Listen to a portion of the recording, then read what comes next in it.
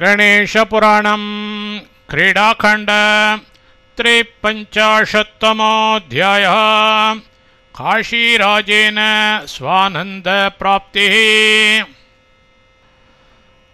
ब्रह्मोवाच पप्पुरिक्षो रसं पुण्यनिश्चयैर्लभ्य मञ्जस तन्मध्ये पद्मिनी श्वेता सहस्रदलपद्मयोक् सहस्रकिरणप्रख्यं तस्यां यत्पद्ममुत्तमं तन्मध्ये तस्य देवस्य पर्यङ्को ते मनोहरः दिव्यस्तरणसम्पन्नो दिव्यधूपै सोधूपितः दिव्यनानाकुसुमवान् स्वप्रभैरत्नसञ्चयैः भासयन् प्रभया सर्वा दिशो विदिश एव च व्यजनैर्वीज्यमाणः तत्र शेते विनायकः कोटिचन्द्रनिभोणालङ्कारो नागभूषणः रम्भास्तम्भनिभं शुण्डादण्डं रदनसुन्दरम् दधदिव्याम्बरच्छन्नो फलनेत्रकिरीटवान् कुण्डले चाङ्गदे मुद्रा कटिसूत्रं महधनम् सिद्धिबुद्धि सिद्धिहेतु पादौ सर्वहतोऽस्यः अणिमा श्वेत चामरैर्विजितः स्मः ज्वालिनी तेजिनी दीप्यमाणे चोभयतस्थिते दिव्यगन्धेन लिप्ताङ्गो दिव्यमाला विभूषितः महिमा प्रतिमादाय स्थिते दृष्टे समीपतः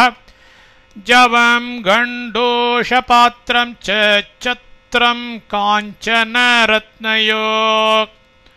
ततो दूतौ करे धृत्वा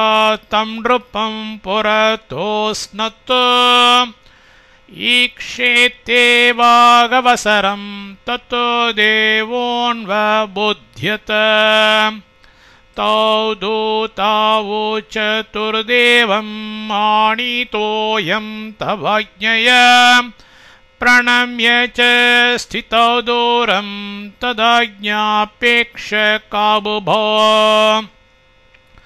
तस्मिन् प्रबुद्धे राजा स प्रणनाम कृताञ्जलिः उवाच परमप्रीत्य धन्यो वंशममाद्यः पितरौ जन्मविद्या च तपोदृष्टे सुतादयः येन मे दर्शितं ब्रह्म ध्येयं पदयुगं तव न ब्रह्मलोके कैलासे शक्रलोकेऽपि वैभवः एतादृशो दर्शि मया नान्यलोकेऽपि कश्चन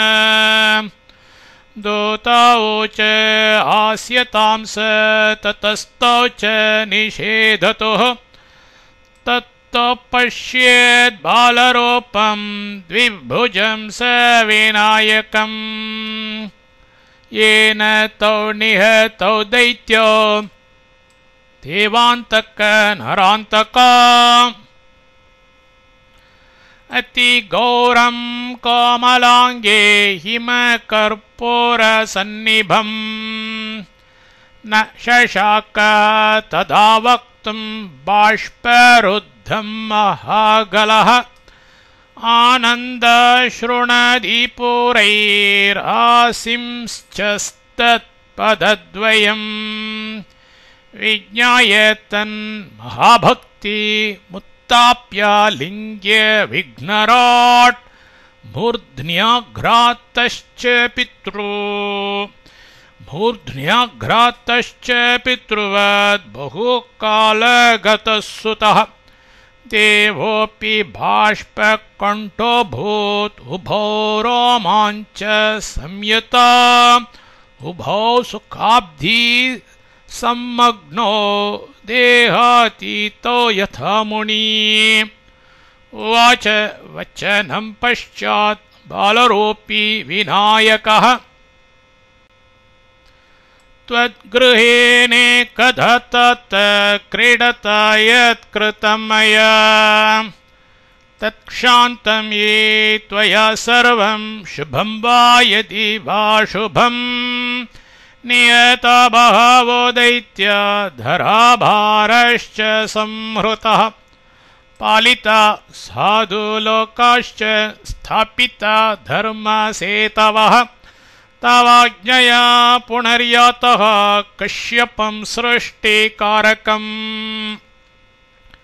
प्रणम्य तं निजं लोकं प्राप्तो मुं सर्ववैभवम् त्वामेव परिचिन्त्याहं विश्रान्तिं न लभे क्वचित् तवादिभावं ज्ञात्वाहं मुद्गलं मुनिपुङ्गवम् अप्रेषयं तव गृहे तदनुग्रहतस्त्वया प्राप्तं स्थानं मुद्गलेन भक्तेनेदं त्वयापि च यदगम्यं सदा देवैर्ब्रह्माद्यैर्मुनिपुङ्गवैः कवच पीत्वा वागमृतं तस्य नृपो नत्वा पुनः पुनः उवाच धैर्यमालम्ब्य तुष्टाव च यथामति नृप उवाच नमामि ते नाथ पदारविन्दम् ब्रह्मादिभिर्ध्येयतमं शिवाय यत्पद्मपाशासि परश्वधादि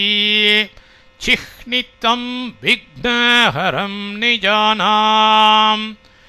यदर्च्यते विष्णु शिवादिभिः सुरैर् अनेककार्यार्थकरैर्नरैश्च अनेकशो विघ्नविनाशदक्षं संसारतप्तामृतवृष्टिकारी नमामि ते नाथ मुखारविन्दम् त्रिलोचनं वह्निरविन्दुतारम् कृपाकटाक्षामृतसेचनेन तापत्रयोन्मूलनदृष्टशक्ति नमामि ते नाथ करारविन्दम् अनेकहेतीक्षतदैत्यसङ्घम् अनेकभक्ताभयदं सुरेश संसारकूपोत्तरणावलम्बम् त्वमेव सत्त्वात्मतया बिभर्षि सृजस्यजो राजसतामवाप्य तमो गुणाधारतया च हंसि चराचरं ते वशगं गणेश यं शुद्धचेत भजते निशं त्वाम् आक्रम्य विघ्ना परिधावसि त्वम् स त्वां वशे कृत्य सुखं हि शेते वत्सं यथा गौरीव धावसि त्वम् एन्ये भजन्त समवाप्यतापाम् संसारचक्रे बहुधा भ्रमन्तः कदापि तेऽनुग्रहमाप्यतेऽपि भजन्ति मानुष्यम् अवाप्यतेऽपि धरारजकोऽपि मिमीतनाक्ये तारागणं भारीमुचां च धाराः नालं गुणानां गणानां हि कर्तुं शेषो विधाता तव वर्षपूगैः निराकृतेस्ते यदि नाकृतिः स्यात् उपासनाकर्म विधिर्वृथा स्यात् गुणप्रपञ्च प्रकृतेर्विलासा जनस्य भोगश्च तथा कथं स्यात् सत्सङ्गतिश्चेत् सदनुग्रहः स्यात् सक्कर्मनिष्ठा सदनुस्मृतिश्च चित्तस्य शुद्धिर्महती कृपा ते ज्ञानं विमुक्तिश्च न दुर्लभा स्यात् कवच इति स्तोत्रं समाकर्ण्य परितुष्टो विनायकः उवाच काशीराजं स वरं वृणो हृदि स्थितं नृप उवाच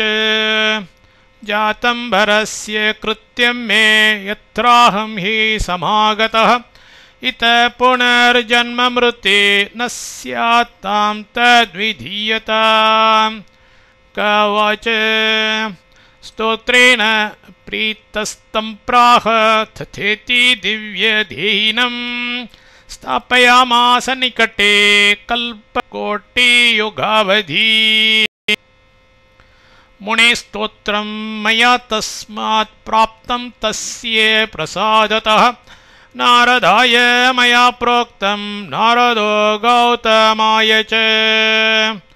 प्राह सोऽपि मुनीन् सर्वान् सर्वकामफलप्रदं ज्ञानेन्द्रे मोक्षदं विघ्ननाशनं पावनं परम् यः पठेत् स लभेत् भक्तिं गणेशसन्निधौ नरः विद्याकामो लभेद्विद्यां त्रिसन्ध्यं यः पठेन्नरः पुत्रकामो लभेत् पुत्रान् जयकामो लभेज्जयम् एवं सर्वं समाख्यातं यद्यत् पृष्टं त्वया मुने आख्यानं काशीराजस्य किमन्यत् श्रोतुमिच्छसि भृगुरुवाच इति श्रुत्वा ब्रह्मवाक्यं व्यासो निःसंशयो गिरः पुनः पप्रच्छ सुमतेर्विस्तरेण कथान्तरम् व्यास उवाच शुक्लस्याति दरिद्रस्य हृतं दारिद्र्यमादरात् भुक्त्वा कदन्नं तद्ये काशीराजं समेत्य च किं चकार स देवोऽपि काशीराजश्च तद्वद कथं तौ निहतौ दैत्यौ भूभारश्च कथं हृतः स्थापितश्च कथं धर्मस्तन्मेषं स यथाविधि कवच कथयामि